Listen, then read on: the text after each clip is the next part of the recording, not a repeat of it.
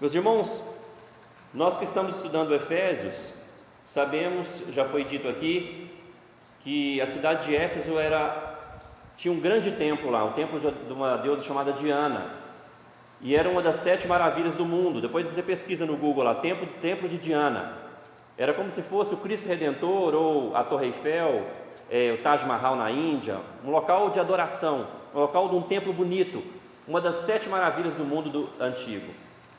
E eu pensando nisso, eu quero perguntar para você, qual o seu grande projeto final de vida? Se você pudesse construir alguma coisa, umas 7 maravilhas do mundo, digamos assim, o que você gostaria de ver construído, finalizado no final da sua vida? Uma casa, um sítio, ou um projeto, ter uma família? Quando você terminar a sua vida, você quer olhar para trás e qual projeto você quer ver finalizado? Pensou? É bom a gente ter esses projetos. Tem gente que sonha em ter a sua casa toda do jeito que ele quer. Tem gente que sonha em ter um sítio para descansar, não é? Vai ter muita gente. Eu quero terminar meu sítio e ir para lá. Não é errado ter os nossos projetos, porque nós vemos que o próprio Deus tem o seu projeto. Nós vamos ver aqui que Deus tem um projeto final, e Ele vai construir esse projeto final. Porque nós podemos sonhar, não é errado, mas corre o risco da gente não conseguir o nosso projeto final de vida. Mas nós sabemos que o Deus Todo-Poderoso, Ele vai fazer o seu projeto final, porque Ele não é só o arquiteto, mas Ele é também o próprio edificador. Ele tem tudo nas suas mãos. E o projeto de Deus, ele é mais bonito do que o grande templo de Diana. Por isso que ele escreve para Efésios, no final, que Deus está construindo um edifício. Vocês viram no versículo 21? Que está sendo construído um edifício. Há um projeto arquitetônico, mas esse projeto não tem a ver com erguer paredes. O projeto de Deus tem a ver com erguer vidas. Deus está erguendo vidas. E como todo arquiteto coloca o seu nome no projeto final, quando a gente olhar para esse grande projeto de Deus, nós vamos louvar o arquiteto e o construtor. O projeto dele não é de erguer paredes. A igreja não significa de templos bonitos. A igreja, o projeto de Deus é erguer pessoas. Uma vez teve um pastor amigo meu que ele escreveu um relatório que ele ficou 8 anos numa cidade, e ele relatando tudo o que ele fez. Ele fez uma cozinha nova, ele fez uma salinha para as crianças nova. Mas será que é isso que Deus está preocupado em reerguer nessa igreja e nas igrejas? O projeto de Deus tem a ver com erguer vidas, construindo vidas para a sua glória. Meus irmãos, e o que nós vamos ver aqui hoje, então, é que Deus tem um projeto maior e mais importante do que o meu. E eu posso fazer parte desse projeto de Deus. Mas para que eu faça parte desse projeto arquitetônico do Senhor, eu tenho que submeter a minha vida a Ele, submeter o meu projeto a Ele. Seria mais ou menos o que Jesus disse: buscar em primeiro lugar o reino de Deus e a sua justiça, e o restante das coisas serão acrescentadas. Se você quer fazer parte desse grande projeto de Deus, você tem que submeter a sua vida, os seus desejos, os seus projetos humanos, ao projeto maior do Senhor. Ele tem que estar acima, e o que Deus quer tem que estar acima do que você quer. E aí está a alegria de todo filho de Deus, de ver o projeto do seu pai crescendo e ganhando forma, porque nós sabemos que, como filhos de Deus, nós somos filhos do dono desse projeto. Então, se o projeto dele cresce, nós nos alegramos, porque de alguma maneira nós crescemos também. Nossa mentalidade tem que mudar. A gente pensa às vezes que eu tenho um projeto secular e há um projeto espiritual, que é ir à igreja domingo ou às vezes no meio da semana. Não. Na vida de um cristão, tudo o que ele faz tem que estar submetido à vontade e aos planos de Deus. Aí nós fazemos parte daquilo que o nosso Pai está fazendo na terra. Amém? Mas o que Deus está fazendo? Esse texto vai nos mostrar, irmãos, Deus está falando hoje para nós que o projeto de Deus é reconciliar-se com os homens, reconciliando depois uns aos outros, para que nós possamos formar uma família e um santuário onde Ele possa habitar. Repito, o projeto arquitetônico de Deus que eu estou falando aqui, que é mais bonito que o templo de Diana, é que Deus quer se reconciliar com os homens, E depois que nós nos reconciliamos com Deus, nós temos condições de nos reconciliar uns com os outros. E daí nós entramos na família de Deus e fazemos uma habitação para Deus no Espírito Santo. Deus habita no meio do seu povo. É isso que Deus quer fazer na terra. Amém? Veja comigo o versículo 12, então, que o apóstolo Paulo vem falar para os Efésios, que há um tempo antes, que eles agora são a igreja do Senhor, mas logo no versículo 12, ele fala que antes, naquele tempo, ou seja, no passado, os Efésios estavam sem Cristo. Nós estudamos aqui que a conversão em Éfeso foi uma conversão em massa, uma conversão muito forte, que as pessoas iam à praça pública e queimavam seus livros de magia, lembram? Que eles se converteram e os produtores de amuletos e de imagens, eles ficaram irados com os missionários, irados com a igreja. Então havia um tempo antes de Cristo, assim como talvez eu e você, há um tempo antes de Cristo. Então no versículo 12 o apóstolo Paulo lembra eles que naquele tempo, antigamente, eles estavam sem Cristo. E sem Cristo, irmãos, no versículo 11 diz que eles sofriam uma espécie de preconceito, porque naquela época havia uma grande disputa entre os judeus, o povo de Israel, e quem não era judeu era considerado gentil. Gentil era gentalha mesmo. Um judeu ele não conseguia nem ter relacionamento com um gentil, ele não gostava, não podia nem ir na casa de um gentil. Então ele está falando que sem Cristo eles sofriam preconceitos. Sem Cristo eles não eram considerados pessoas dignas de receber o Evangelho. Sem Cristo eles estavam separados, no versículo 12, da comunidade de Israel. As alianças eram totalmente estranhas para eles não conheciam as promessas a Abraão, eles não conheciam quem era o rei Davi e as suas promessas. Ou seja, sem Cristo, irmãos, o homem está totalmente perdido. No versículo 12 vai falar ainda que eles estavam sem esperança e sem Deus no mundo. Não mudou de lá para cá. Hoje, uma pessoa sem Cristo, sem o Senhor Jesus, ela continua longe das promessas de Deus. Ela continua fora da comunidade. Ela continua sem esperança no mundo. Assim era a minha vida, irmãos, talvez assim era a sua vida. Talvez você caminhou um tempo na sua vida sem conhecer o Senhor Jesus. Nós não tínhamos esperança. Nós estávamos totalmente estranhos à palavra de Deus, às promessas de Deus. Então o apóstolo Paulo vem lembrar ele quem eles eram antes, para falar agora quem eles são. E agora, no versículo 13, ele começa a falar o que eles são agora em Cristo. Alguém lê o versículo 13 em voz alta, por favor.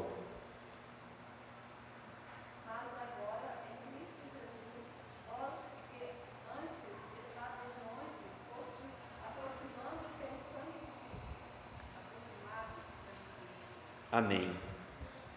Irmãos, então agora Paulo fala para eles e para nós aqui, que agora nós fomos aproximados.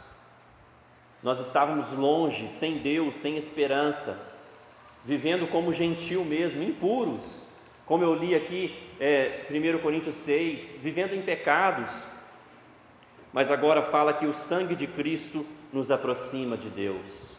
Que maravilha!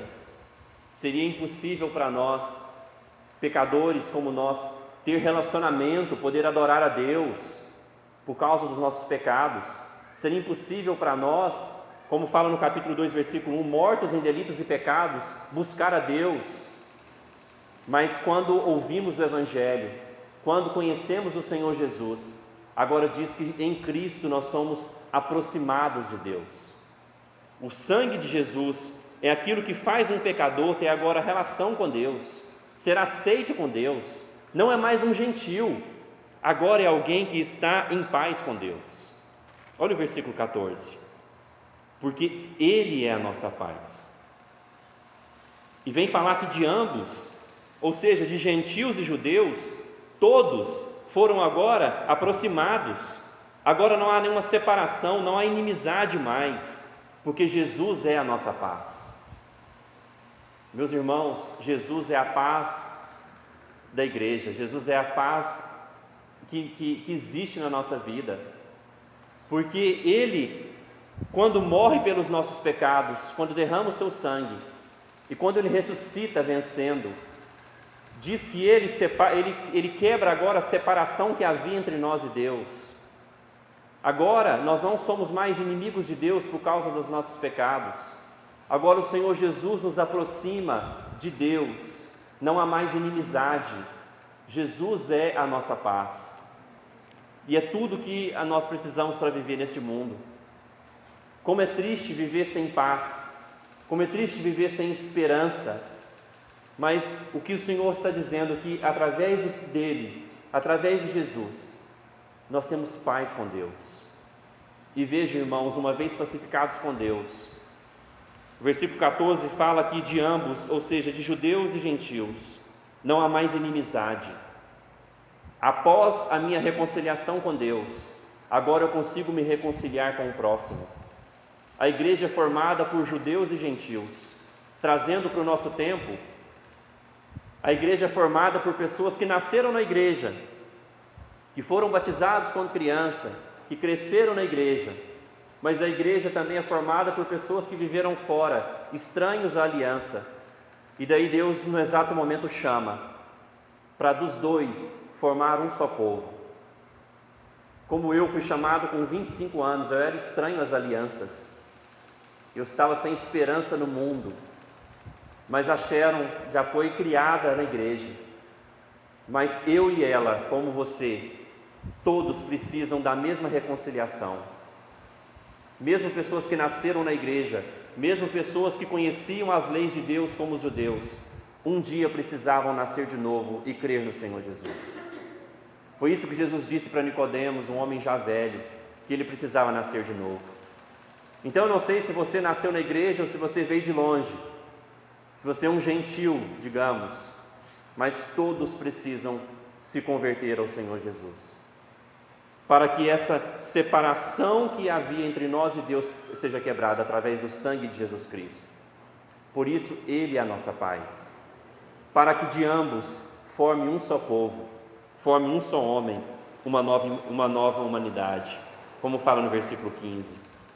O versículo 15 vai dizer que Jesus na sua carne, Ele levou a punição, os mandamentos, as ordenanças que nós não cumprimos, e veja que Ele levou dos dois, tanto de judeus quanto de gentios, para fazer de ambos, como eu falei, um novo homem, uma nova humanidade, fazendo a paz. Versículo 17 vai dizer também que Ele, ao vir ao mundo, Ele nos evangelizou a paz, aos que estavam longe, e paz também que estavam perto. Olha que maravilhas, irmãos. Jesus, Ele é a nossa paz. Jesus, Ele fez a paz entre nós e Deus por meio do seu sacrifício, e Jesus também nos evangelizou a paz. Por isso, nós temos que proclamar para o nosso coração e para os outros: Jesus é a nossa paz. É isso que nós precisamos para nos relacionar com Deus, e é isso que as pessoas precisam ouvir lá fora. Talvez você não sabe o que é pregar o Evangelho. Pregar o Evangelho é dizer que o Senhor Jesus veio para fazer a paz entre nós e o Criador. E uma vez nos reconciliados com o Criador, nós agora temos condições de ter a paz uns com os outros. Judeus e gentios que não se relacionavam, agora passam a se relacionar. Então não tem como, irmãos, ter inimizade entre dois crentes convertidos. Um dos dois não é. Entenderam? Se Jesus evangelizou a paz e fez a paz entre eu e Deus, e se Jesus une agora judeus e gentios que não se relacionavam, mas agora formam um só povo, então não pode haver inimizade entre dois crentes convertidos. Vocês têm que fazer a paz. Por quê? Porque Jesus é a nossa paz, porque Ele fez paz entre nós e Deus. Se tem um inimigo na sua vida, um dos dois não é convertido, ou você ou o inimigo. Então ele vem explicando o Evangelho, irmãos.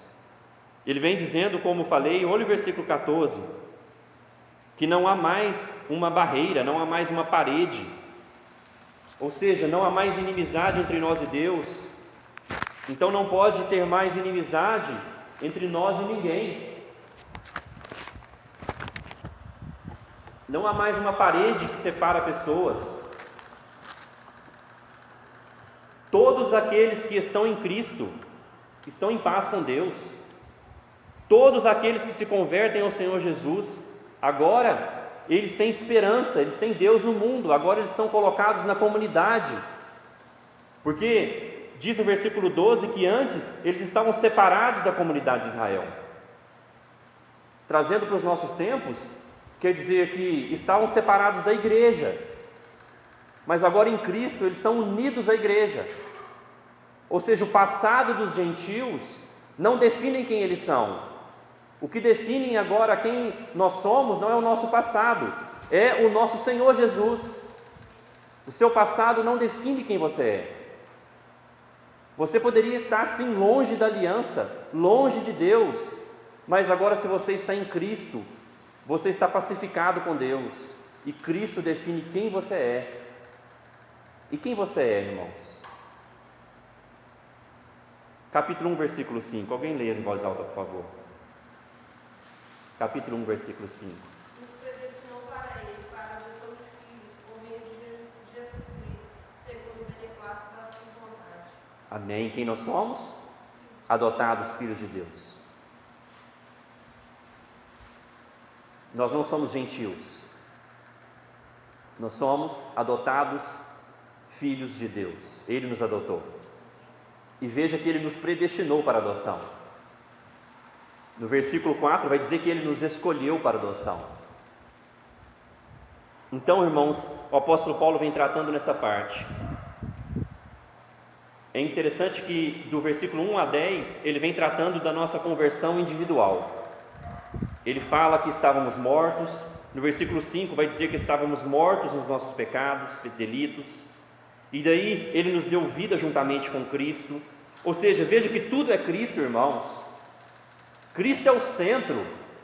O Senhor Jesus é tudo para nós. Ele que nos dá a vida, Ele que nos dá a paz, Ele que nos coloca na aliança com Deus, Ele é que nos faz ser povo de Deus. Cristo é tudo para o cristão. E o projeto de Cristo, então, é o nosso projeto. Nós não vivemos para os nossos próprios projetos.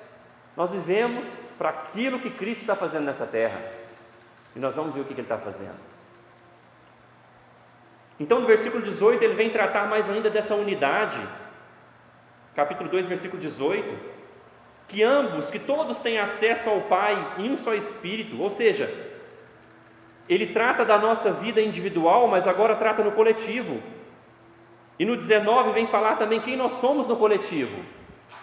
Se no individual nós somos adotados por Deus, o versículo 19 vem falar que nós somos agora, nós somos estrangeiros mais. Agora nós temos uma pátria, nós temos uma cidadania, e nossa cidadania é considerada uma cidadania santa. Ou seja, nós fomos escolhidos por Deus para levar uma vida reta, uma vida santa, para a glória dEle. E nós somos, irmãos, família de Deus. Que maravilha! Somos família e somos cidadãos do reino de Deus.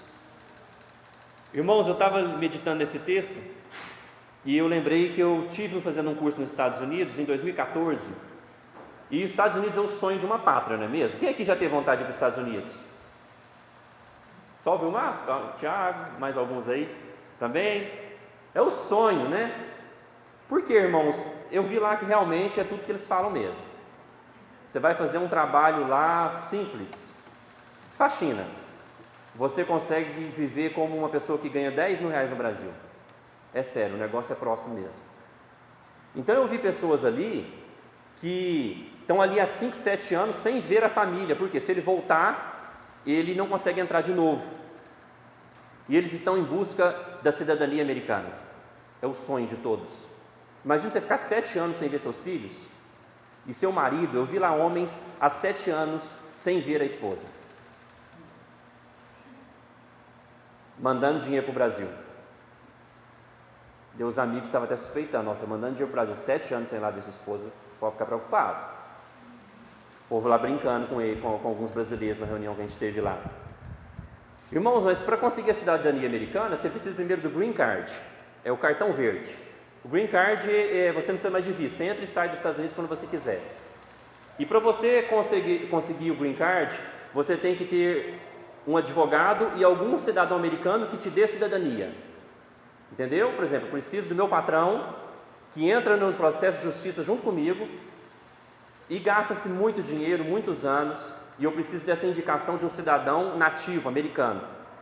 Eu olhando aqui, eu falei, isso tem tudo com o reino de Deus, porque o reino de Deus, o Green Card, a cidadania, ela vem por meio de um cidadão nativo, que é o Senhor Jesus.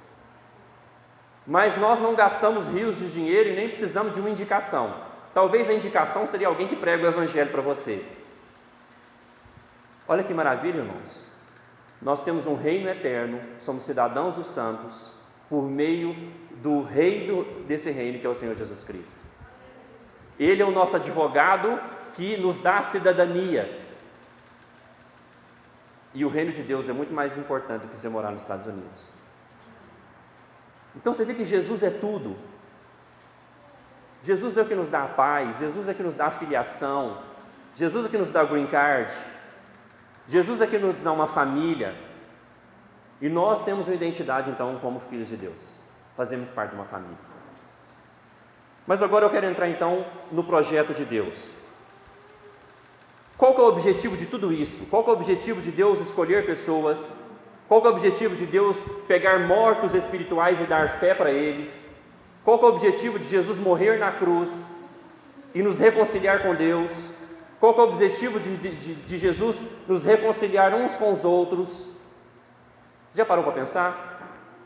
O objetivo está aí no versículo 20 e 21. Diz assim: edificado sobre o fundamento dos apóstolos e profetas, sendo ele mesmo Cristo Jesus a pedra angular, no qual todo edifício bem ajustado cresce para santuário dedicado ao Senhor, no qual também vós juntamente estáis sendo edificados para a habitação de Deus no Espírito. Irmãos, Deus está fazendo um prédio no mundo. Olha que interessante, Paulo usa uma expressão de um edifício sendo construído, porque lá todos iam entender que santuário tem a ver com a deusa Diana, um prédio bonito, uma maravilha do mundo.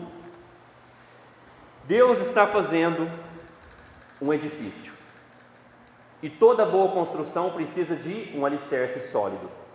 Quem que é a pedra angular dessa edificação que diz aí na Escritura? Cristo Jesus. Está vendo que Jesus é tudo? Jesus é o que sustenta a igreja, Jesus é o que dá base para a igreja, por isso a igreja sempre avança. Se a gente for pensar bem, se a igreja não fosse um projeto divino, ela não iria muito longe, porque a gente tem inimigos internos e externos. O apóstolo Paulo fala em Filipenses capítulo 3, que há pessoas que saem de dentro da igreja e são inimigos da cruz de Cristo. A igreja sofre a opressão do mundo, a igreja sofre perseguição, não no Brasil, graças a Deus. Irmãos, se a igreja não tivesse essa fundação, ela cairia no Império Romano. Quando os cristãos foram acusados de botar fogo em Roma, a igreja foi totalmente perseguida. Mas diz que o sangue dos mártires era a semente da igreja. Quanto mais matava os cristãos, mais a igreja crescia. Por quê? Porque tem uma fundação que não cai. A fundação é Cristo Jesus. O que mais, irmãos? E diz então que também há outros fundamentos, no versículo 20, que são os apóstolos e profetas. Ou seja, as bases dessa edificação é aquilo que está na Escritura. As bases dessa edificação é o que está no Antigo e no Novo Testamento. Nós não podemos colocar outra base. Por isso que nós estudamos a Escritura. E diz, irmãos, que esse prédio deve estar bem ajustado. No versículo 21. Esse edifício, se ele bem ajustado, ele cresce para santuário dedicado ao Senhor. Ou seja, todos servindo ao Senhor em amor, todos lavando os pés uns dos outros, todos usando dos seus dons, do seu tempo, dos seus recursos para esse edifício. E daí, fundamentados nos apóstolos e profetas, diz que esse edifício cresce. E esse edifício cresce para santuário e habitação do Senhor Jesus. Amém? Como que chama esse edifício? Igreja. Mas como eu falei, Deus não está preocupado se nós temos aqui a igreja mais bonita de Abaeté. Deus não está preocupado se nós trocamos esses bancos por aqueles acolchoados. Deus não está preocupado se a gente coloca um ar-condicionado. Tudo isso seria muito bom, amém? Amém? Se tivesse um ar-condicionado, né? Ótimo.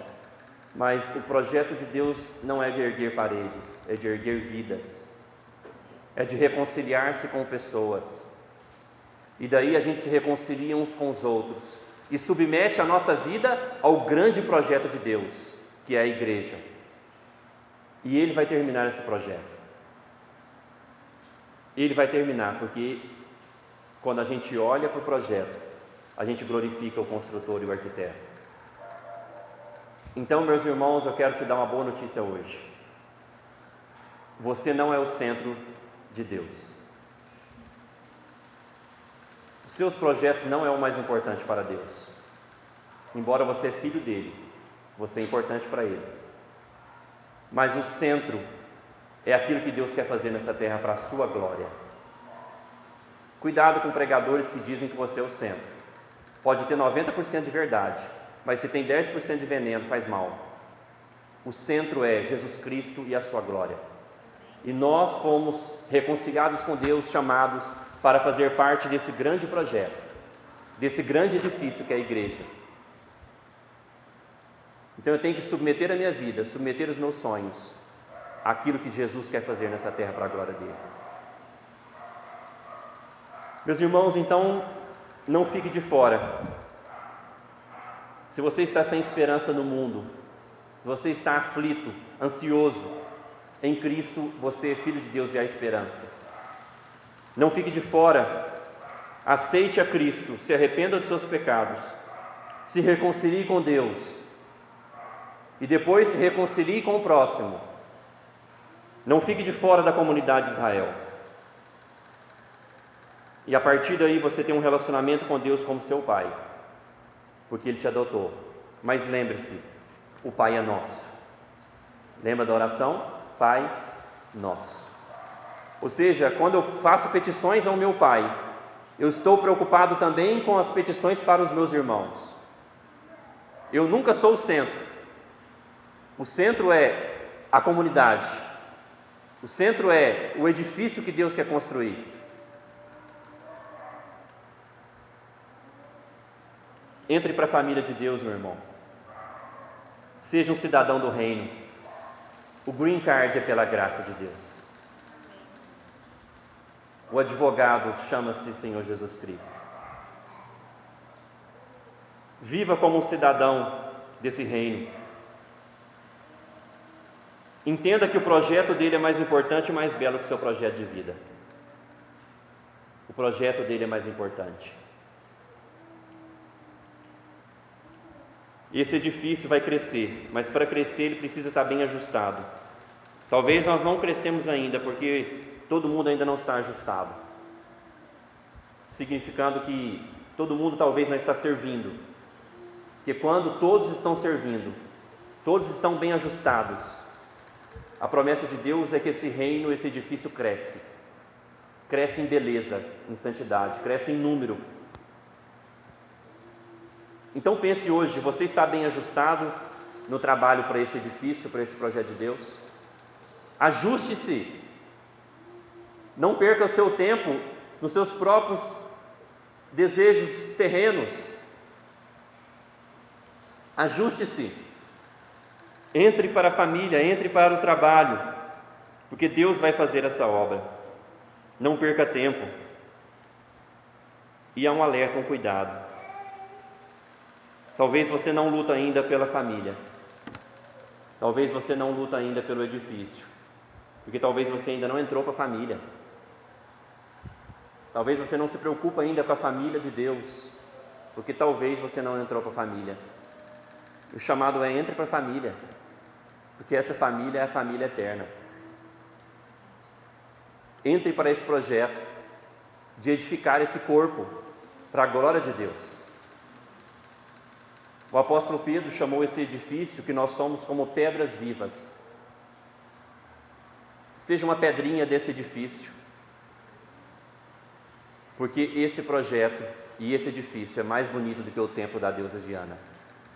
Deus pega gentios como eu e você e junta com outros judeus que nasceram na igreja, para dos dois formar um só povo, uma só família, para a glória dele, para que o mundo veja e fale: aquele ali é de fato um projeto de Deus. Ele vai terminar. Você quer submeter a sua vida a isso? Você quer submeter a sua vida à vontade de Deus? Você quer lutar por esse reino? Você quer lutar por esse edifício? Se você quer, aí estará a sua alegria, porque Ele é a nossa paz. Não há alegria fora de Cristo. Você pode conseguir todos os seus projetos terrenos, você pode conseguir tudo que você sonha, mas sem Cristo, sem lutar pelo reino de Deus, você será infeliz no final. Que Deus nos dê graça. Vamos orar.